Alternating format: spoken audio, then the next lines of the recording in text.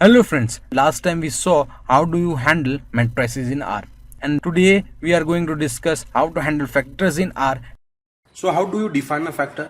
How do you index a factor? We will see in this practical part. It is a short part. You don't frequently come across factors and you don't want to do any operation on factors. It is very less often you deal with factors in R.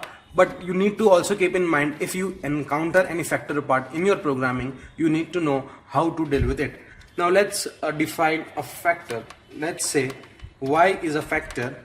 If you want to define a factor, you have a function factor factor, and it works in the same way. You define c, that is a vector. I'll say first, second, first again, first, third. So I have 5 elements in my factor y. They are first, second, first and third.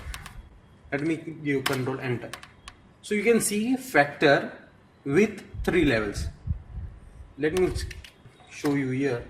So it is telling me there are 5 entries: first, second, first and third, and there are 3 levels: first, second and third. Okay. Now if I want to check, if I want to extract a factor, let's say z, which have all the elements of y but not the last part, so I'll say z y 1 to 4. Now you check z. Now you can see here on the console window there are only 4 entries: first, second, first and first, but still the levels are 3: first, second and third. So this is one of the most important point while dealing with factors. When you do subsetting on a factors and some of the levels has been removed from the data, still the factors will remain the same, the levels will remain the same. So you need to always keep in mind while doing this with factors.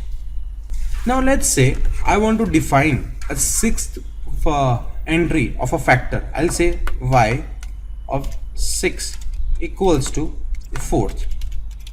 I'll say you control enter. So what it will tell me? It is giving me a warning message. So it has done something, but it is also giving me a warning message: invalid factor level n generated. Let me check y. So you can see first, second, first, third and then an n value. So why this? This is because there are only 3 levels in a factor y: first, second and third.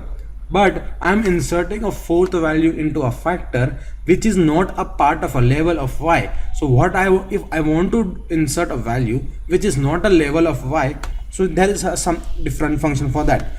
You'd say levels of y equals to c levels of y, and comma you say 4th. Fine. Give control enter and now check the levels of y. Now you can see the 4 levels.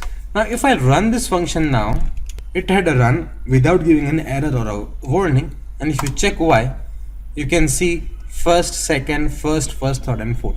So while dealing with factors, if you want to add some value to a factor which is not a part of a level, then you need to define its level first and then enter a value. So this is one of the important point while you deal with factors. So this was end of our second chapter where you had seen objects and data types, their practical parts. So all these commands that we had seen practically lies in bits and pieces. So we'll also have a worked exercise where we will be using all these commands and we'll be doing programming on a data set.